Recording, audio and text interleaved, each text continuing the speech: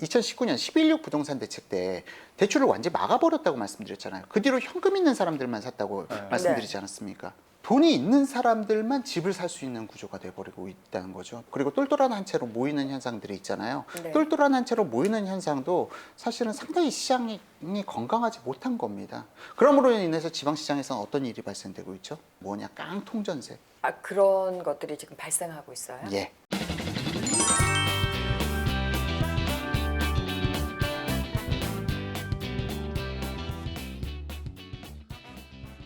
그리고 또 우리가 저 집값 하락의 사인이라고 얘기하는 예. 미분양이 나오고 지금 미분양 생기고 예. 있다고 그러죠? 예. 그런 몇 가지 사인이 있다고 그러던데 그런 사인에 불이 들어왔다는 얘기를 어렴풋이 들은 것 같아서. 지금 마침 언론에서 미분양이 늘어나고 있다. 네. 기사 많이 나오고 있습니다. 맞아요.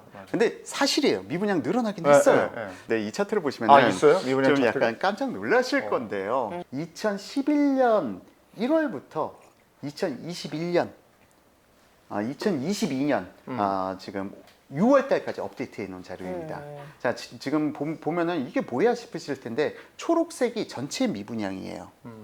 그리고 노란색 선이 준공 후 미분양입니다. 지금 미분양이 폭발적으로 증가했다 하면서 지금 서울에 미분양 나와 있는 게 688건입니다. 지금 보시게 되면은 사실 미분양이라는 것은요. 원래 기본적으로 500에서 1000건 사이가 있어줘야 정상인 겁니다. 여기서 500건 밑으로 떨어진 시점에서는 다 폭등 시기예요. 지금 여기 차트를 보시더라도 2002년도부터 2004년도까지 미분양 물량 초록색 선 기준으로 해서 500건 밑으로 떨어져 있죠. 네. 이 당시 폭등 시기였죠. 네. 자, 그리고 나서 2006년도부터 2007년도 사이 구간 보게 되면 500건 밑으로 떨어졌죠. 네. 2006년도의 폭등 정말 기억을 하실 겁니다. 2006년도, 2007년도의 폭등은요. 그 이후에 2015년도 하반기 그 당시 그 정권 교체 이전에 거기서 진짜 예. 푹 떨어졌네. 미분양 물량이 지금 500건 밑으로 떨어지면 폭등 구간이라고 했는데 이 부분이 실질적으로 2016년 하반기까지 쭉 이어져 오다가 2019년 상반기에 살짝 올라왔다가 네. 이게 바로 꺼졌어요. 그러니까 지금 보시게 되면은 500건 밑에 구간은 무조건 폭등 구간이고요. 그러면은 안정적인 영향권 500건에서 1000건 사이에서 미분양이 발생됐다라고 하면은 그러면은 이때는 하락기인가요? 아니거든요. 이때도 상승기거든요. 예를 들어서 지금 보시게 되면 2004년부터 2006년까지 주택가격 하락했나요? 아니거든요. 2004년부터 2006년까지도 계속 이걸 보니까 또 상승했거든요. 그러네. 그렇기 때문에 미분양에 대해서는 지금 사실 이게 늘어난 게 아닙니다. 원래 이제 정상범주에 돌아온 거고요. 이게 지금 1000건이 넘어가게 되면은 그때부터는 그래? 이제부터는 좀 신경 좀 써야 되나? 이게 하락한다가 아니라 하락도 나올 수 있는 구간이라고 봐야 되는 겁니다. 왜냐하면 2009년도 같은 경우도 미분양이 2,500건까지 늘어났었는데 2009년도에 좀 상승이 또 반등이 나타났었거든요. 미분양 이것도 아니다 이렇게 보시는 거고. 미분양이 아니다는 아닙니다. 아니다는 아니에요. 예, 왜냐면은 근데 이 저희는 부분이 지금 해석하기 나름인 것 같아서 헷갈려요. 아니요, 해석하기 나름이 아니고 네. 여기서 중요한 부분은 간과할 수 없는 부분이 네. 있어요. 준공 후 미분양은 시장에 무조건 영향을 미칩니다. 준공 후 미분양. 예. 이게 노란 선. 예, 준공 후 미분양이 500건 넘어가기 시작하면요. 네. 그때부터는 상당히 시장이 위험하다는 걸 갖다 이거는 뭐 근데 의미합니다. 이건 저 거의 밑으로 가 있네. 예, 지금 없는데요? 준공 후 미분양을 갖다가 걱정할 부분도 아니고요. 그리고 지금 미분양이 네. 앞으로 늘어난다는 걸 갖다가 걱정할 수도 없는 게 분양을 해야 미분양이 있지 않겠습니까? 그렇죠, 그렇죠. 서울에 분양이 없어요. 공급 물량이 없으니까. 그러다 보니까 지금 저 688건 올해 하반기 내에 다시 100건대 밑으로 내려올 수도 있습니다. 공급 물량이 없어도 너무 없다. 예, 그동안 짓질 않았으니까. 지금 분양이 나와야 미분양이 나오는 건데 분양이 없는데 미분양이 무슨 수로 나옵니까? 근데 지금부터 저 봐야 저 한 5년에서 10년 이후 그렇죠. 얘기고. 예? 그러다 보니까 뭐 3기 신도시니 뭐니 지금 한 10년 후 얘기다 이거죠. 네, 맞습니다. 그러면 사실은 집값 떨어진다고 생각하고 지금 저 실수요자인데도 좀 견디자 하고 기다리는 분들도 많잖아요. 근데 진짜 필요한 집이면 사야 된다고 보시는 거예요? 지금 이 부분이 가장 큰 문제예요. 앞서 말씀드렸다시피 지금 시장 심리가 거의 모든 언론들이 하락을 갖다 부추기고 있습니다. 근데 이게 심리라는 부분은 수급을 절대 이기지 못하거든요. 왜냐면은 물건이 필요한데 물건이 없어요. 지금 우리가 밥을 먹어야 되는데 쌀이 없어요. 그럼 쌀까 모르는 거죠. 똑같은 이거는 의식주는 생필품이거든요. 그나마 패션은 우리가 좀 멀리할 수가 있습니다. 좀 좀 더 낡은 옷 좀 입지. 먹는 것조차도 줄일 수 있어요. 고기 구워 먹을 거 뭐 좀 딴 걸로 먹지. 자, 하지만 집은 어떻습니까? 필수잖아. 자야죠. 집은 사실은 우리나라 사람들이 상당히 잘못 알고 있는 것 중에 하나가 난 부동산 시장 상관없어라고 나는 거기에 참여하지 않는 사람이야. 난 집을 사본 적이 없어. 아니요, 참여하고 있거든요. 네. 왜냐면 임대차라도 네. 얻어야지 않습니까? 그럼. 네. 그렇기 때문에 이 주택은 그야말로 필수제입니다. 그런데 앞서 말씀드렸던 것처럼 사실상 사람이 자기가 거주하는 수준을 줄여간다, 다운그레이드 하는 경우는 우리나라에서는 정말 이런 일이 발생되면 집값 하락하는데 이런 일이 발생됐던 거는 IMF 이후로는 없었다고 봐야겠죠. 그럼 아까 잠깐 말씀드렸던 그 경매가 하락 부분 그런 건 어떻게 생각하세요? 경매가는 다시 올랐습니다. 다시 올랐어요. 예, 지금 조금 떨어지는 것 같더니 다시 올랐어요.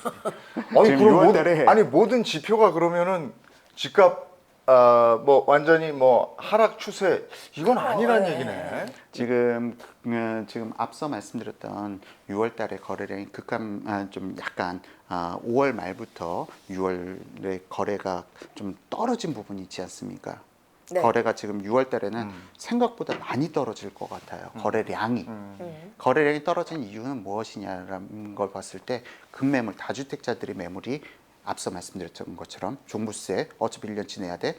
호가를 올렸다거나 걷어들였다거나 아니면 시장에 임대를 놨어요. 근데 이게 시장에 임대를 놓는 순간 그 매물은 시장에서 사라지는 겁니다. 근데 지금 그러니까 사실 그 타이밍마다 매수해 줄 최소한의 거래량이 서울 월 3천 건인 거예요. 근데 이 사람들이 매물은 임대로 돌리면은 더 이상 시장에서 나오지 않는다고 말씀드렸잖아요. 그렇기 때문에 매물은 계속 소화가 돼요. 거래가 안 돼도 소화가 되는 겁니다. 그런데 매수자들은 대기 수요자들은 누적되어 가요. 그래서 이게 거래가 한꺼번에 일시적으로 몰리게 되면은 가격 폭등이 나타나기도 하는 겁니다. 보시게 되면은 사실상 월간 1만 건 이상의 거래량이 폭발해 나왔던 시점들 2019년 하반기에는 1만 건을 월별 1만 건의 거래량을 넘겨가게 됩니다. 지금 뒤집어서 생각해 보자고요. 그러면은 2019년 12월 달에 가격도 저 당시에 폭등이 나타났었거든요. 그럼 이 12월 달에 이 사람들이 2018년도 12월, 2019년 1월 달에 거래를 했다면 저런 폭등이 나타났을까? 아니라고 보는 거거든요. 매물은 계속 기다려 주질 않아요. 근데 수요는 누적되어 갑니다. 마찬가지로 보게 되면은 2020년 6월 달에도 거래량 1만 5천 건을 넘겼었어요. 서울 기준으로 해서. 자, 저 이전 시점 보시게 되면 거래량이 2,500건 언저리에서 거래량이 나왔었습니다. 거래량 위축 현상은 상당히 위험성을 내포하고 있습니다. 거래량이 위축되었다는 것은 사람들이 심리적으로 떨어질 거야 버틴다고 하는데 사실상 버틸 수 있는 상품이 아니죠. 왜냐하면 임대차 시장이라도 참여가 돼 있고 임대차 시장이 지금 결코 안정돼 있지 않으니까요. 그래서 거래량 이 시장에 대해서는 지금 사실상 정부 차원에서 거래가 잘 될 수 있도록 풀어주지 않으면 이 시장은 계속 이런 상황이 누적되어 갈 것으로 느껴져요. 거래가 쉽다는 건 무엇이냐? 지금 사실 내가 이 집을 매도했어. 근데 다시 그 같은 집을 살 수 있냐? 못 사거든요. 예, 절대. 그렇기 때문에 내놓지 그러니까 안 파는 거거든요. 그렇다면 왜 못 파느냐? 아이고 양도세도 있고 취득세도 높고 그러면은 사람들이 다시 내가 팔았다가는 내가 뭔가를 잃어버리는 느낌, 맞아요. 상실감 때문에 팔지 네. 못하는 거예요. 나가는 돈이 너무 많으니까. 그래서 이런 부분에 대해서 사실상 지금 주택시장을 잡으려면요 이전 정부의 들어서기 초기 단계의 수준이 아니라 그것보다 더 낮은 수준으로 양도세건 취득세건 대폭 낮춰준다면 시장이 그나마 숨통 좀 트일 수 있을 거라고 전 생각이 들고요. 주택 거래가 수월하지 못한 상황을 계속 유지하게 된다면은 그리고 여기서 사실은 또 재밌는 부분이 뭐냐면은 금리의 영향을 안 받는다라고 말씀드렸는데 2019년 11.6 부동산 대책 때 대출을 완전히 막아버렸다고 말씀드렸잖아요. 그 뒤로 현금 있는 사람들만 샀다고 말씀드리지 않았습니까? 돈이 있는 사람들만 집을 살 수 있는 구조가 돼버리고 있다는 거죠. 또한 한 가지 더. 이러한 부분에 대해서도 지금 우선 당장 거래가 쉽도록, 그리고 똘똘한 한 채로 모이는 현상들이 있잖아요. 네. 똘똘한 한 채로 모이는 현상도 사실은 상당히 시장이 건강하지 못한 겁니다. 그러므로 인해서 지방시장에서는 어떤 일이 발생되고 있죠? 지금 대구 같은데 막 떨어지잖아요. 대구 같은 데는 떨어지고 있지만 또 다른 신문 기사는 뭐냐? 깡통전세. 매매가가 1억인데 전세가가 1억 2천. 네. 아, 그런 것들이 지금 발생하고 있어요? 예. 지금 이런 거는 거의 일주일에 한 번씩 신문 기사 부동산에 관심 가지고 계시면은 많이 보실 수가 있고요. 서울과 경기권에도 있어요. 오피스텔은. 오피스텔은 깡통 전세 지금도 있습니다. 자, 그러면은 이러한 부분에 대해서 사실은 이게 너무나도 비건전한 네. 거라는 거예요. 시장이죠. 왜냐면은 매도인이 판단해서는 1억이라도 팔고 싶은데 임차 가치는 1억 2천이라는 거죠. 이게 뭔가 잘못되지 않았습니까? 아, 그럼요. 나는 사지 않고 그것보다 더한 돈을 내고 아, 돈 받고 집 사는 거예요? 그렇죠. 내가 집을 살면 오히려 돈을 받고 집을 사는 이거는 말도 안 되는 시장이 발생되는 원인은 다주택자를 지나치게 규제하기 때문입니다. 다주택자에 대한 공포 심리가 너무 많아요. 다주택자 그렇기 때문에 오피스텔에서도 그런 시장이 발생되는 게 가지고 있으면 괜히 가지고 있다가 내가 아니 오피스텔이니까 괜찮으라고 생각했다가 나중에 당신 1주택자 아닌데 1주택자로 양도세 계산했어요? 나중에 5년 내에 다시 한번 세무서에서 연락합니다. 그래서 중과세를 때려버릴 수가 있어요. 오피스텔도 제가 한번 그랬었어요. 주택이에요. 네. 그래서 이러한 부분들 때문에 사실은 오피스텔은 애물단지가 된 거고 역전세가 나타났는데 이 역전세는 오히려 임차인의 주거 불안을 더 불안하게 만드는 거죠. 임차인은 돈을 떼일 수도 있는 거죠. 그렇죠. 그 불안해서 어디 들어가 살겠어요. 그렇기 때문에 지금 그 많은 분들이 우리가 지금 경험하고 있는 게 정상이라는 잘못된 관념을 가지고 있어요. 이게 정상이 아니라는 걸 갖다 빨리 깨달아야 되고요. 이제 많은 분들이 오늘 이제 쭉 설명을 들으면서 근데 나 어떻게 해야 되지? 이런 생각할 것 같아요. 집이 없는 분들, 실수요자가 되겠죠. 집을 사야 되는 분들, 이분들에 대한 조언, 그리고 또 다주택자들에 대한 얘기, 이런 걸 하면서 마무리 좀 하면 좋겠네요. 다주택자분들에게 전 팔라고 이야기해요. 아, 파세요? 그냥 지금 팔려고 하는데 그러면 안 팔려요. 깎아서 파세요라고 합니다. 전 제 방송에서 직접 그렇게 이야기를 합니다. 그래도 안 팔아요. 누가 내가 손해 본 거 알면서 팔려고 하면 팔겠습니까? 손해 아닐 텐데 그동안 많이 올랐으니까. 더 오를 손해라는 것은 것이다라는 뭐냐면은 또 나중에 더 오를 수 있다는 게 그것 때문에 거죠. 손해. 오를 것 같으니까. 그리고 오르지 않아도 다주택을 갖다가 그냥 계속 유지하시는 분들이 있어요. 그냥 적금 넣듯이 나는 계속 늘려갈 거야라는 분들도 계시고, 물론 지금 상황에서는 그게 거의 좀 쉽지는 않은 상황이지만 적어도 줄여가기는 어려울 부분으로 보이고요.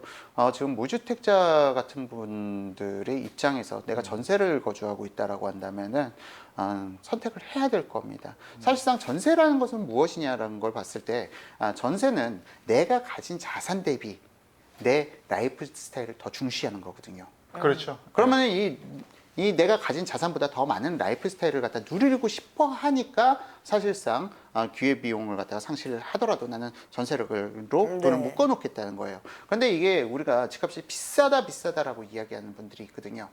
근데 이분들이 바로 이런 내가 가진 것보다는 더 많은 라이프 스타일을 누리려고 하다 보니까, 근데 대다수의 사람들이 그렇죠. 그러다 보니까 이분들의 입장에서는 집값이 비싸 보일 수밖에 없는 겁니다. 자, 그런데 제가 역으로 한번 여쭤볼게요. 지금 집값이 그럼 5억이면 저렴한가요? 어디냐에 따라 다르죠. 그렇죠. 네. 사실상 5억에 거주하면서 사는 분들도 존재해요. 서울에서요. 네. 연립빌라라든지 나홀로 아파트 5억대 지금도 있습니다. 네. 그럼 그분들은 지금 5억이라는 집값이 어떤 의미에서 봤을 때는 싸 보이는 거죠. 서울에 5억짜리 집이 있어? 아니요, 3억짜리도 있습니다. 저 3억짜리 집도 있어요. 자, 그러면은 부자들은 무엇을 하는 것이냐? 바로 사람들의 욕망. 나 가진 것이 별로 없는 사람들에게 채워주는 거. 그걸 하면서 본인은 그런 집에 사는 거예요. 연립빌라에 거주하시면서 강남에 세 채까지 가지고 계신 분도 제가 직접 만나봤습니다. 그러세요? 그분은 그냥 그게 나는 이 낡은 집이 편해. 그냥 이렇게 살면 돼. 연립빌라 살면 돼. 그리고 실질적으로 임대가치 높은 것은 그렇게 투자하신 분들도 있고요. 저 같은 경우도 사실은 처음에 신혼생활 시작할 때 다가구 주택, 그것도 이면도로 다가구 주택에서 시작했어요. 전세가보다도 싼 주택이었어요. 서울의 아파트 전세가보다도. 아, 그러니까 그래서 지금- 시작을 내 주택으로 하셨군요. 그렇죠. 그러니까 그렇기 지금 때문에- 말씀은 전세 사는 것보다는 그 가격에 맞는 집을 사는 게 낫다 이렇게 생각하시는 거예요? 그렇게 보고 있고요. 지금 투자 개념보다는 지금 차라리 눈높이를 낮추시라고 말씀드리고 싶습니다. 자, 저는 오늘 이제 그 약간 그래프 보고 설명 들으면서 저런가 싶었어요. 왜냐하면 언론에서 나오는 얘기들은 다 집값이 이제 하향 안정화된다 뭐 네. 이렇게 나왔기 때문에 근데 그래프상으로 보면은 조금 갈 길이 있지 않을까 이런 생각이 드네요. 알겠습니다. 오늘 부동산 전반에 대한 얘기를 아포유 이종원 대표와 함께 나눠봤습니다. 함께 해주셔서 고맙습니다. 감사합니다. 네, 감사합니다. 고생하셨습니다.